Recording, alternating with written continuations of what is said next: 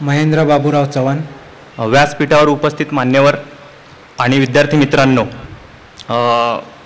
स्पर्धा परीक्षा द्यायचं म्हटलं तर मुलांना अगोदरच त्याविषयी फार मोठा भाऊ असतो आणि विशेष म्हणजे आपले जे फॅमिली बॅकग्राऊंड आणि मित्रवर्ग वगैरे असतात हे आपल्याला अगोदरच एक प्रकारचं निगेटिव्ह वातावरण तयार केलेलं राहतं. तर आपल्यावरती त्याचा परिणाम होऊ देऊ नका एवढंच मी तुम्हाला सांगेल.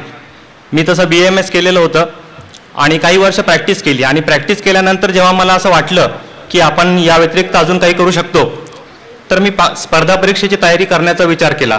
तर जेव्हा मी हा विचार केला तर मला कोणीही यासाठी प्रोत्साहन मिळालं नाही. हे म्हणजे अतिशय दुर्दैव वाटतं मला याचं. आणि यामध्ये मला यश मिळेल असं फक्त मला एकट्यालाच वाटायचं. बाकी कोणी मला सांगितलं नाही की तू यशस्वी होशील. आणि माझा जो आत्मविश्वास होता की मी यशस्वी होणार त्या भरोशावरतीच मी इथपर्यंत आलेलो आहे. 2012 साली मी सर्वात पहिले MPSCची ABC सुरू केली. त्या अगोदर MPSC काय असते हे सुद्धा मला माहीत नव्हतं. तर 2000 साली मी सेल्फ प्रिपरेशन केली. 2012 साली मी प्री पास झालो. मेनमध्ये माझं थोडंफार मॅनेजमेंट चुकलं, अभ्यासाला मटेरियल व्यवस्थित मिळालं नाही. मग 2013 जेव्हा प्री दिली तेव्हा ठरवलं की मागच्या वेळेसच्या चुका यावेळेस व्हायला नको. आणि मग मी 2013ची प्री दिल्यानंतर आत्मविश्वास होता मला की आपण मेन पास होणार, आपलं मेनसाठी क्वालिफाय असणारच. तेव्हा मग मी युनिक अकॅडमी जॉईन केली. युनिक अकॅडमीमध्ये मला Bhole sir, Bhalekar sir, Jagtap sir, आपले अजून आपले तुकाराम जाधव सर यांचं बऱ्यापैकी चांगलं मार्गदर्शन मिळालं. आणि इंटरव्ह्यूसाठी सुद्धा एक मुलाखत संच देण्यात आले ज्याचा इंटरव्ह्यूसाठी खूप चांगला फायदा झाला. आणि आज मला ही जी काही पोस्ट मिळालेली आहे, मला DDR क्लास 1ची पोस्ट मिळालेली आहे. त्याचं सर्व श्रेय मी युनिक अकॅडमी आणि माझ्या शिक्षक वृंदाला देतो. धन्यवाद.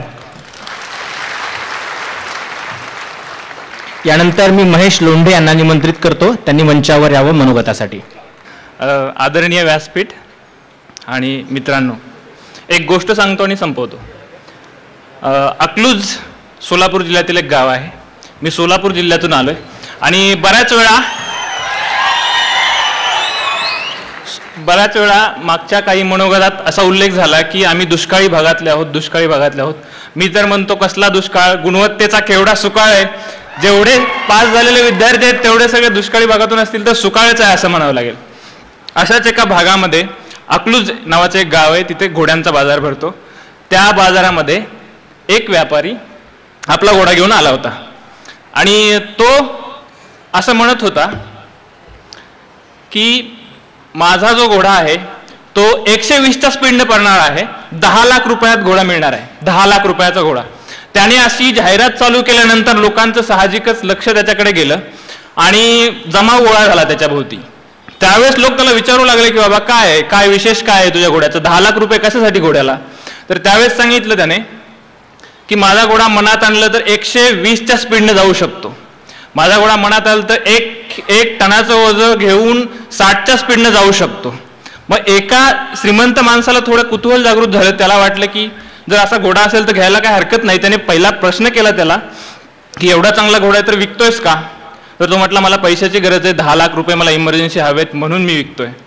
मग त्यानंतर त्या श्रीमंत माणसाने विचार केला की घेऊन पाहूया काय हरकत आहे, म्हणून त्याने अर्धी रक्कम दिली आणि घोडा घेतला. आणि त्याच्यानंतर त्याने तो घोडा घरी नेला, त्याचं पूजन वगैरे केलं आणि आता म्हटलं याला टेस्ट करूया. मग टेस्ट करायचं म्हटलं तो घोड्यावर बसला आणि त्याने विचार केला की आता याला 120च्या स्पीडने पळवायचं. मग त्याने लगाम खेचला तर घोडा त्याच्या नेहमीच्या स्पीडनं संथ गतीनेच चाललाय. मग त्याला वाटलं केस वगैरे ओढावे लागत असतील त्याचे, मग थोडेसे केस ओढले तरी घोडा काही हालेनाच. मग हा वैतागला. वेगवेगळे प्रयोग केले पण घोड्याचा स्पीड काही वाढत नव्हता. घोडा संथ गतीनेच चालत होता. मग त्याने परत त्या माणसाचा पत्ता शोधला, त्याच्याकडे गेला आणि म्हटलं तू मला फसवलंस. तो व्यापारी ज्याने जाहिरात केली होती तो असं म्हणाला की मी तुला फसवलेलं नाहीये, तू माझं म्हणणं नीट ऐकलेलं नाहीये. मी असं म्हणत होतो की माझ्या घोड्यानं जर मनात आणलं तर तो 120चा स्पीड गाठू शकतो. माझ्या घोड्यानं जर मनात आणलं तर तो 1 क्विंटल किंवा 1 टन सामान घेऊन किंवा ओझं घेऊन 60चा स्पीड गाठू शकतो. आपण सगळे मित्रांनो सगळ्या पूर्ण क्षमता अनेक ध्येय समोर घेऊन असतो. आपण अनेक वेळा आपण ठरवतो आपल्यामध्ये सगळ्या क्षमता असतात पण आपण मनात आणत नाही. आपण मनात न आणणारे घोडे आहोत. आपण मनात आणलं तर आपण काहीही करू शकतो. एवढंच मला यावेळी सांगायचंय. धन्यवाद.